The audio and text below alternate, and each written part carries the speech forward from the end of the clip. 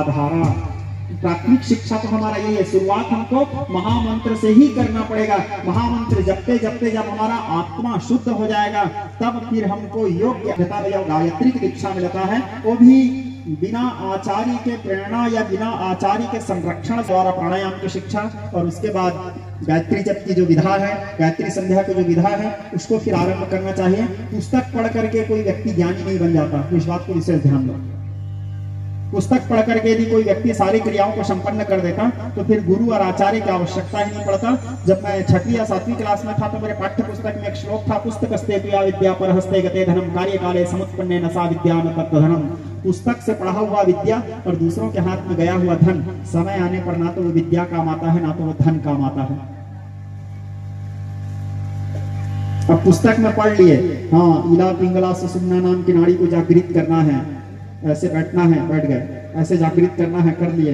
अब श्वास को ब्रह्मरंध्र में चढ़ाना है, चढ़ा लिए। श्वास को ब्रह्मरंध्र में रोक देना है, रोक दिए। अब उतारना कैसे है वो तो पुस्तक में नहीं लिखा है।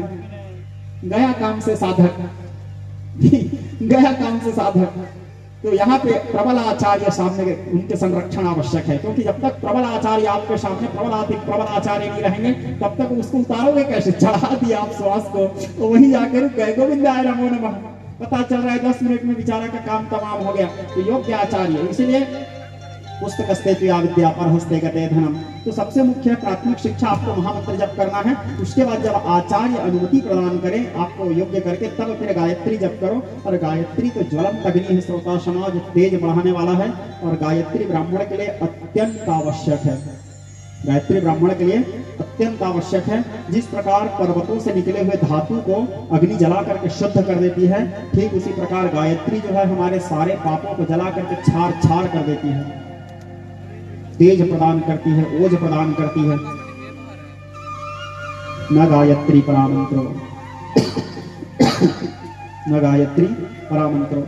उसके बाद फिर गायत्री जपो। गायत्री जपने के बाद फिर आपके गुरु के प्रेरणा से आपको जो मंत्र मिले उस मंत्र का जाप करो, या आप तंत्र मार्ग में रुचि रखते हो तो तंत्र मंत्र आदि साधना सिद्धियों को करो, या फिर जो भी आपका क्रिया है उसको आप कर सकते हो, जो भी आपका मार्ग है उसको आप चयन कर सकते हो। लेकिन सारी चीजों को करने से पहले आवश्यक क्या है? पहला महामंत्र। और जब सब कर लोगे, अब आपको आखिरी के बाद बताता हूं, सब कर लोगे, सब करने के बाद आखिरी में फिर आपको पता चलेगा अरे ये सब तो मैं कर लिया, सार क्या था ये सबका, अंतिम सार। ठीक, सारे तंत्र मार्ग में चल के देख लिए, सारे साधना कर लिए, सारे सिद्धि कर लिए, सभी प्रकार की विद्याएं प्राप्त कर लिए। अब आखिरी जब हमको सार में हम पहुंचते हैं, कोई भी चीज का अंतिम निष्कर्ष रहता है। जब अंतिम निष्कर्ष में पहुंचोगे तो अंतिम निष्कर्ष में आपको वही मिलेगा जहां से आप शुरू किए थे, जहां से आपका यात्रा शुरू हुआ था। शून्य से यात्रा शुरू करके शून्य में जाकर के विलीन होना ही आपके यात्रा का अंतिम लक्ष्य है। आखिरी आपको महामंत्र ही पता चलेगा अरे सार तो यही था, मैं जबरदस्ती इतना दूर भटका। लेकिन अनुभव लेना आवश्यक है सब चीजों का। लेकिन आखिरी सार क्या था आपका? महामंत्र ही रहेगा। जैसे कि आप मानस देखिए, संसार में जितने भी मंत्र हैं, आद्य प्रणेता कौन है? सारे मंत्रों के भगवान महादेव। चाहे वो तंत्र मार्ग का हो, वैदिक कर्म कांड का हो, सारे मंत्र आद्य प्रणेता कौन है? भगवान महादेव। सारे मंत्रों को बना करके भगवान महादेव के यहाँ पे चालाकी बोल सकते हो, या बुद्धि बोल सकते हो, या उनके भाव बोल सकते हो, भोले बाबा जाने जो भी हो। महादेव सारे मंत्रों की रचना किए, और सारे मंत्रों की रचना कर 1 करोड़ मंत्र बनाया भगवान महादेव। सब मंत्र को बांट दिया, कुछ को देवताओं को दिए, कुछ को देवगुरु बृहस्पति को दिए, कुछ को दैत्य गुरु शुक्राचार्य को दिए, अब सारे देवताओं को, ऋषि मुनियों को, सबको बांट दिया सब मंत्र को। अब जो विशेष मंत्र था उसको बाणासुर को बुलाया, उनका चेला था, बाणासुर को दिए। और जो थोड़ा अति विशिष्ट मंत्र था उसको बोले अब इसके लिए योग्य चेला चाहिए, तो बोले हाँ इसके लिए योग्य चेला हमारा रावण है। बोले रावण को विशिष्ट मंत्र दिए। अब जो गोपनीय मंत्र था, अब इसको कैसे करें? बोले इसको तो मैं चेला को भी नहीं दे सकता, तो गोपनीय प्रयत्न श्रवण पार्वती, अत्यंत गोपनीय जो मंत्र था उसको जगदम्बा को प्रदान कर दिए। सबको बांट दिए, और अपने लिए क्या रखें? केवल 2 अक्षर सबको बांट दिए, खुद उस मंत्र को जप नहीं किए। कहीं पे आप लोग देखना, तुलसीदास जी आखिरी में लिखते हैं महामंत्र सोई जपत महेशु, नवार मंत्र सोई जपत महेशु नहीं है। षडाक्षर मंत्र सोई, काम रूप बीज मंत्र सोई, वाग रूप बीज मंत्र सोई, या तंत्र मंत्र सोई जपत महेश नहीं, महामंत्र सोई जपत महेश। भगवान महादेव क्या बुद्धि देखो, सबको बांट दिया, खुद रखे केवल राम, और केवल जब उसी का करते, क्योंकि अंतिम निष्कर्ष राम ही है। जब कोई आदमी मर जाता है तो आप उसके पीछे कभी गए हो? उसके पीछे जब वो मुर्रा छीटते हुए जाते हैं, सिक्का मुर्रा आदि, तो उस समय भी आखिरी शब्द क्या रहता है? राम नाम सत्य है, सबका यही गत्य है। उस समय कोई बोलते हैं क्या तंत्र मंत्र सत्य है, वैदिक क्रियाएं सत्य है, जादू टोना सत्य है, या अन्य कोई भी चीज सत्य? आखिरी निष्कर्ष क्या है? राम नाम सत्य है, केवल मात्र साचो तेरो नाम राम, साचो तेरो नाम, झूठे जग के काम राम, साचो तेरो नाम, साचो तेरो नाम राम, साचो तेरो नाम, झूठे जग के काम राम, साचो तेरो नाम। एकमात्र राम नाम, इसीलिए ढूंढो ढूंढो रे मनुआ, ढूंढो रे मनुआ, हरि नाम की माला, वही माला भक्तों ने जो संभाला रे, वही माला भक्तों ने जो संभाला रे, जिसे धीरे धीरे मीरा ने खोज निकाला। ढूंढो ढूंढो रे मनुआ, ढूंढो रे मनुआ, हरि नाम की माला। आप लोग कभी भी भगवान महादेव के दिव्य विग्रह का अवलोकन किए होंगे, स्वरूप का अवलोकन किए होंगे, एक माला पकड़ के बिल्कुल वो बैठे रहते हैं, उनका निरंतर चलते ही रहता है। आप लोग कभी भी ब्रह्मा जी को देखे होंगे, एक माला पकड़ के निरंतर चलते रहता है। वो लोग पीएचडी से आगे की पढ़ाई कर चुके हैं, वो लोग शाश्वत सत्य को जान चुके हैं कि राम नाम ही सत्य है।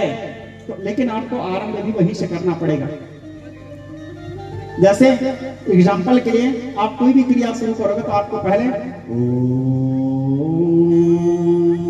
यहां से शुरू होगा, और जब सब क्रिया समापन होगा, अंतिम सार क्या है? क्योंकि ब्रह्मांड में वही गूंज रहा है, वहीं जाके हमको विलीन होना है, प्रणव।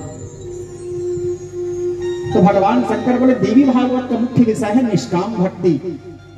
आप सकाम भक्ति करके भी देवी भागवत के कथा सुन सकते हो, देवी के चरित्रों का श्रवण कर सकते हो। जैसे सूरत समाधि किए थे तो लोग तो सकाम भक्ति किए थे, तो सकाम भक्ति किए थे तो महाराज सूरत को राज्य प्राप्त हो गया, समाधि को धन वैभव आदि प्राप्त हो गया। देवी सप्तशती में कथा आता है, तो आप सकाम भक्ति भी कर सकते हो। लेकिन भगवती को अत्यंत प्रिय है निष्काम भक्ति। देवी भागवत का सार निष्काम भक्ति को सिखाता है। भगवान को मांगो मत, भगवान को मानो, भगवान से कुछ मत चाहो, भगवान को चाहो। अब आपकी इच्छा, आप लोग भगवान से कुछ चाहो, आप भगवान से कुछ मांगोगे तो भगवान देंगे जरूर, लेकिन नित्य देने वाले आपसे दूर हो जाएंगे, नित्य देने वाले आपसे दूर हो जाएंगे। क्योंकि बार बार मांगने में प्रेम कम हो जाता है, और जहां प्रेम है वहां तो लेन देन होना ही नहीं चाहिए। नशा भृत्य समय बड़ी का, क्योंकि लेन देन का काम व्यापारी करता है, प्रेम के लेन देन नहीं होता। प्रेम में तो समर्पण, भगवान कहते हैं मुझे समर्पण के भाव प्यारे, उनसे मिलूं जो दिल से पुकारे। तुम समर्पण करो मैं शांति सरसाऊंगा, पुण्य का रूप धर पाप खा जाऊंगा। तो विज्ञ स्नेही स्वजन भगवान शंकर इस बात का उपदेश किए। उपदेश करने के बाद बोले अब मैं तुमको मृत्यु के लक्षण बताता हूँ। इस चरित्र को जानने से पहले तुम जो सृष्टि के चर्चा जानना चाहते थे, देवी के विषय को जानना चाहते थे, मृत्यु के लक्षण। आयु नश्यति प्रतिदिनम। सबसे पहले तो इस बात को समझो नारद की आयु प्रतिदिन नष्ट हो रही है, प्रतिदिन हमारा आयु नष्ट होते जा रहा है। और मृत्यु के लक्षण क्या है? यदि हम सोए हुए हैं और सोए हुए अवस्था में यदि हमको अरुंधति तारा दिखाई देते हैं स्वप्न में, सोए हुए अवस्था में यदि हमको अरुंधति तारा दिखाई दे तो समझ जाओ कि 9 महीने के बाद आप मरने वाले हो। भोले बाबा बता रहे हैं मृत्यु के लक्षण। स्वप्न में यदि हमको अरुंधति तारा दिखाई दे तो 9 महीने के बाद मृत्यु, और स्वप्न में यदि हमारा शरीर कीचड़ में धंसा हुआ है तो 6 महीने के बाद हमारा मृत्यु। और यदि स्वप्न में आप गधे की सवारी कर रहे हो, किसी गधे के ऊपर में बैठे हो, तो 8 दिन के अंदर आपकी नहीं 6 महीने के बाद आपकी मृत्यु। और कान में उंगली डालने के बाद स्वप्न में अरुंधति तारा दिखाई दे तो 1 वर्ष के बाद मृत्यु। स्वप्न में शरीर कीचड़ में धंसा हुआ हो तो 9 महीने के बाद मृत्यु, स्वप्न में गधे की सवारी कर रहे हैं तो 6 महीने के बाद मृत्यु, और कान में उंगली डालने के बाद यदि आवाज सुनाई देना बंद हो जाए, आप लोग कभी कान में उंगली डाल के देखना, फिर भी आवाज सुनाई देते रहता है। कान में उंगली डालने के बाद यदि आवाज सुनाई देना बंद हो जाए तो समझ जाओ कि 8 दिन के बाद आप जाने वाले हो। ये मृत्यु का लक्षण है। ट्राई करके देख ले रहा हूं, ठीक है? नहीं करोगे? देखो बात में मत बोलना, महाराज नहीं बताया बोले। भगवान भोले बाबा कह रहे हैं कान में उंगली डालने का तो ये स्वप्न के मृत्यु के लक्षण बताया। निश्चल चित्तम निर्मोहत्तम, इसलिए मन को एकाग्र करना चाहिए और मन को एकाग्र करके इस सत्य को जानना आवश्यक है। भगवान शंकर कह रहे हैं कि जीवन क्षणभंगुर है, किसी भी क्षण हमको मृत्यु आ सकता है, काल बलि आ सकता है कलेवा करने के लिए। कारण जब काल के हाथ कमान चढ़े तब बूढ़ जवान समान गिने हैं। जब काल भगवान अपने हाथ में प्रत्यंचा चढ़ा लेते हैं तो ये नहीं देखते कि ये बच्चा है, ये बूढ़ा है, ये जवान है। आप लोग देखते होंगे कई बच्चा जन्म लेते ही मर जाते हैं, तो वो बेचारा क्या पाप किया है, वो तो अभी पैदा हुआ है। तो मृत्यु ऐसा नहीं है श्रोता समाज के हम बुढ़ा होंगे तभी मरेंगे। कई लोगों के अंदर ये भाव रहता है अभी तो जवानी है, आगे चल के भगवत भक्ति करेंगे, जब चौथापन आएगा तो, चौथापन आने से पहले ही निपट गए तो है। और दूसरा जीवन क्षणभंगुर दुख। कबीरदास जी कहते हैं पानी केरा बुदबुदास मानुष के जात। अपने आप को जितना हो सके छोटे समझने का कोशिश करो, क्योंकि आप नमंती फलिनो वृक्षा नमंती गुणिनो जना सुस्त वृक्षाश्च मूर्खश्च न नमंती कदाचन। फलों से लदा हुआ वृक्ष सदैव झुकना जानता है, सूखा वृक्ष सदैव। और मैं आप लोगों को बताया हूं हर व्यक्ति हर चीज में पूर्ण नहीं हो सकता। एक आपको छोटा सा दृष्टांत बताता हूं। एक काशी समाज की अलग है, श्रोता समाज अंतिम शक्ति की यात्रा है वो तो, और दूसरा वहां की ज्ञान अलग ही है। तो काशी से 4 बालक विद्या लेकर के आ रहे थे, और विद्या लेकर के आते समय अब गांव के बच्चे थे, तब काशी में रहे वो लोग 10-15 साल रहे। अब आप लोग देखना कोई गांव का बच्चा यदि 2 साल भी शहर में जाके रहता है, उसके बाद जब मिलने आता है तो उसकी भाषा शैली बदल जाता है, क्योंकि थोड़ा सा आएगा ही अहंकार उसके अंदर। अब वो तो काशी से 12 साल पढ़ के आ रहे हैं, तो आएगा ही, स्वाभाविक बात है, युग प्रभाव भी है। तो आने के बाद अब उसके गांव जब प्रवेश करने लगे तो गांव में बाढ़ आया हुआ था। गांव में बाढ़ आया हुआ था तो एक केवट बेचारा नाव लेके खड़ा था पार करने के लिए। पार करने के लिए जब केवट खड़ा था तो 4 ब्राह्मण अपने गांव पहुंचे। बोले बड़े दिन बाद आ रहे हैं मित्र, गांव प्रवेश कर रहे हैं, चलो स्वस्ति वाचन करते हैं। बोले मस्त वेद ध्वनि के पाठ के स्वस्ति वाचन, गांव प्रवेश कर रहे हैं, हमारा ग्राम प्रवेश मंगलमय हो। अब उसके बाद वो केवट को बुलाया, बोले इधर आ। अब वो बेचारा आया केवट डरते डरते, बड़े बड़े बड़े महाराज हैं, काशी से आ रहे हैं, प्रणाम किए। प्रणाम करने के बाद बोले हमको उस पार जाना है, गांव पहुंचना है। केवट सबको आदर के साथ नाव में बिठाया, नाव चलाने लगे। मैं भी बोला किसी का ज्ञान पूर्ण नहीं होता, ठीक है। नाव चलाने लगे, चलाते चलाते थोड़े से बीच में पहुंचे। अब वो 4 ब्राह्मण जो थे वैदिक कर्मनिष्ठ ब्राह्मण केवट को कहने लगे भैया वेद पढ़े हो। अब वो बेचारा केवट कहाँ से वेद पढ़ेगा, गांव में रहने वाला गरीब आदमी नाव पार करके जैसे तैसे जीविकोपार्जन करता है। केवट बोला नहीं महाराज नहीं पढ़े होगा। बोले तुम्हारे 4 आना जिंदगी खराब, जब वेदों का ही ज्ञान नहीं है 4 आना जिंदगी खराब। थोड़े से और आगे गए, कुछ नैतिक शिक्षा जानते हो? बोले नहीं महाराज नहीं जानते। बोले तुम्हारा 8 आना जिंदगी बर्बाद खराब खत्म। और थोड़े आगे गए, और थोड़े आगे जाने के बाद फिर वो ब्राह्मण लोग आपस में ज्ञान विज्ञान की बात करते थे, कर्मकांड की चर्चा कर रहे थे। फिर केवट को बोले कर्मकांड के बारे में कुछ जानते हो? वो बेचारा केवट बोला नहीं महाराज वो भी नहीं जानता। बोले तो तुम्हारे 12 आना जिंदगी खराब कर दिया रे केवट। बोले अब और थोड़े आगे गए, अचानक गंगा जी में बाढ़ आ गया, नाव घूमने लगा जोर जोर से। जब नाव जोर जोर से घूमने लगा तो केवट देखा, बोले अब तो बचना मुश्किल है, इतना तेज बाढ़ था। तो केवट पूछता है महाराज तो काशी में आप लोग सीखे हो पार कैसे किया जाता है, तैरना वैरना आता है? बोले अब वो लोग बोले नहीं भाई हमको नहीं आता। बोले केवट बोले मेरे तो 12 आना तक जिंदगी खराब था, तुम्हारा 16 आना खराब। बोले कूदे वहां से, केवट उस पार गए, ये 4 वही डूब के मर गए। ठीक, तो कभी किसी की आलोचना नहीं करना चाहिए, कभी किसी की आलोचना, कभी किसी को छोटे नहीं समझना चाहिए। जिस प्रकार भस्म में छिपे हुए अंगार को पहचानना मुश्किल है, ठीक उसी प्रकार ब्रह्म चिंतन करते हुए ब्रह्म ज्ञानी को पहचानना मुश्किल है। जैसे आप भट्टा में देखना ऊपर में सफेद सफेद राख दिखते रहते हैं, लेकिन आपको पता नहीं चलेगा कि अंदर में अग्नि है। वो तो हाथ डालोगे, हाथ जलेगा तब पता चलेगा अंदर अग्नि है। ठीक उसी प्रकार जिस प्रकार भस्म में छिपे हुए अंगार को पहचानना मुश्किल है, उसी प्रकार ब्रह्म चिंतन करते हुए ब्रह्म ज्ञानी। आप लोग श्रीमद् भागवत महापुराण पंचम स्कंद की कथा श्रवण किए होंगे, वहां जड़भरत की कथा आता है। जड़भरत को महाराज रघुगण जब ले जा रहे थे उनके ऊपर सवारी बनकर, तो जिंदा मुर्दार है। जड़भरत कभी बात नहीं करते थे। जड़भरत को लगा आज मेरे बोलने का समय आ गया है। पालकी को नीचे उतारे, बोले महाराज तुम कहते हो मुझे चलना नहीं आता, मैं तो इतने दूर से चलते आ रहा हूँ महाराज की मेरे चलने का तरीका नहीं है। महाराज रघुगण आश्चर्य हो गया, बोले कितने दूर से चलते आ रहे हो? बोले 84 लाख योनि में घूमा यारे नर, तरना सका तो भव सागर अपार है। कूल है अगाध देखो जल जंतुओं से घिरा, पंजर पुरानी को तो पथ में पतवार है।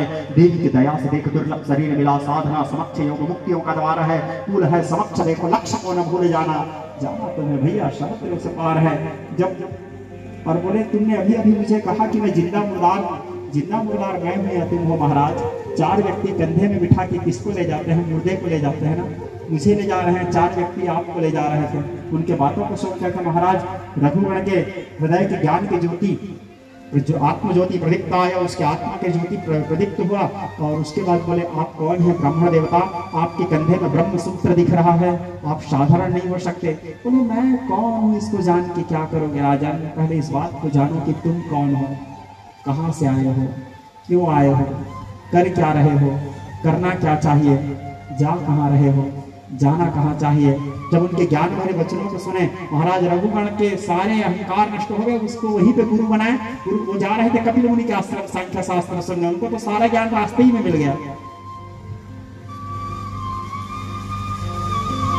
तो भगवान शंकर बोले नम्रता आवश्यक है और आयु नित्य नष्ट हो रही है, सरलता सहजता आवश्यक है। और दूसरा भगवान के प्रति प्रेम आवश्यक है, जगदम्बा के प्रति प्रेम आवश्यक है, क्योंकि जगदम्बा को ममतामयी कहा गया है, करुणामयी कहा गया है, कृपामयी। भगवती के जब उपासना कर रहे हैं तो हमारे अंदर में पूर्ण रूप से शिशु भाव होना चाहिए, समर्पण का भाव होना चाहिए। और यदि आपके अंदर में थोड़ा सा विद्वता आया भगवती की उपासना में, तो भगवती देखेगी, बोले भगवान शंकर समझा रहे हैं नारद जी को, तो भगवती देखेगी, बोले अरे ये तो जानता है, बोले और जानता है तो फिर ठीक है यही कर लेगा वो। जैसे कि आप उदाहरण समझो, इसे समझाओ। जैसे कोई माँ किसी बच्चे को जन्म देती है, छोटा सा शिशु जब बच्चे को जन्म देती है, तो छोटा सा बच्चा जो जन्म लिए 1-1.5 महीना हुए रहता है। तुम ध्यान रखना बेटा, तुम्हारा प्रश्न था ये। 1-1.5 महीना हुए रहता है, 1-1.5 महीना हुए रहता है। तो वो बच्चे को जैसे लघु शंका आया, तो वो बच्चे को लघु शंका आया तो अपनी माँ को बताता है क्या? माँ मुझे लघु शंका आ रहा है। नहीं, कर दिया। उसको दीर्घ शंका आया, कर दिया, माँ को नहीं बताता। अब दीर्घ शंका करके पड़ा हुआ है, लघु शंका करके पड़ा हुआ है। अब उसको अपने वस्त्र को परिवर्तित करना है, बदलना है। तो बदलना है तो बच्चा वस्त्र परिवर्तित करता है क्या? नहीं। कौन करता है? माँ करती है। तो बच्चा बताता है कि माँ मैं लघु शंका कर दिया हूँ, परिवर्तित करो। नहीं, क्या करता है? उसके पास एक बहुत बड़ा अस्त्र रहता है।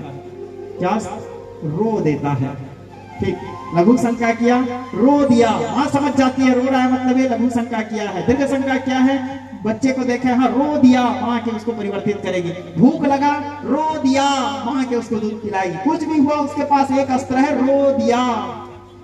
उसके बाद देखना वो बच्चा थोड़ा सा बड़ा होता है। बड़ा होता है जब अपने पैर से चलना शुरू करता है, अपने हाथों से खाना शुरू करता है। माँ देखती है हाँ भाई चलना शुरू कर लिया, जा नहा रे।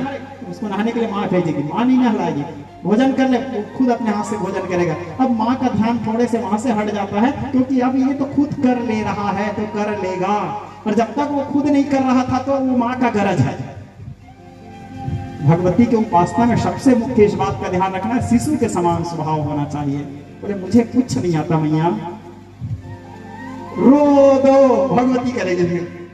ठीक, क्योंकि जहां पे आप दिमाग लगाए तो माता समझेगी अरे इसके पास तो बहुत दिमाग है, तो खुद ही कर सकता है। जब खुद ही कर सकता है तो मेरे पे जा बेटा, नहा ले, तू बड़ा हो गया, जब तू जा सकता है, अब तू भोजन कर सकता है, शिशु के समान। बोले मुझे कुछ नहीं आता मैया। माँ जगदम्बे तुम हो जगत जननी मैया, मेरे भी कष्ट निवारो जानो, दुनिया की बिगड़ी बनाई है तूने, ये मेरी भी बिगड़ी बना दे तो जानो। नास किए दैत्य देवों के कारण, मेरे भी शत्रु ये टारो तो जानो। पार किए भव सिंधु से लाखों, मुझको भी पार उतारो तो जानो। पुत्र की परम स्नेही है माता, वेदों पुराणों ने समझाया गाके। आया शरण में तुम्हारे भवानी, बैठा तेरे दर पे धोनी रमा के। तुम ही तो वो छोरे माता जो मेरे, किसको कहूँ अपना दुखड़ा सुना के। पूत कपूत चमन है बहु तेरे, माता को माता कभी ना कहलाए, माता को माता कभी ना कहलाए। गोदी बिठाओ या शरण लगाओ, मुझे शक्ति भक्ति का वरदान चाहिए। पतित हूँ तो क्या फिर भी बालक हूँ तेरा, कपूत का भी माता को ध्यान चाहिए। न बुद्धि न बल ना ही भक्ति है मुझ में, तंत्र न मंत्र वायंत्र न आए।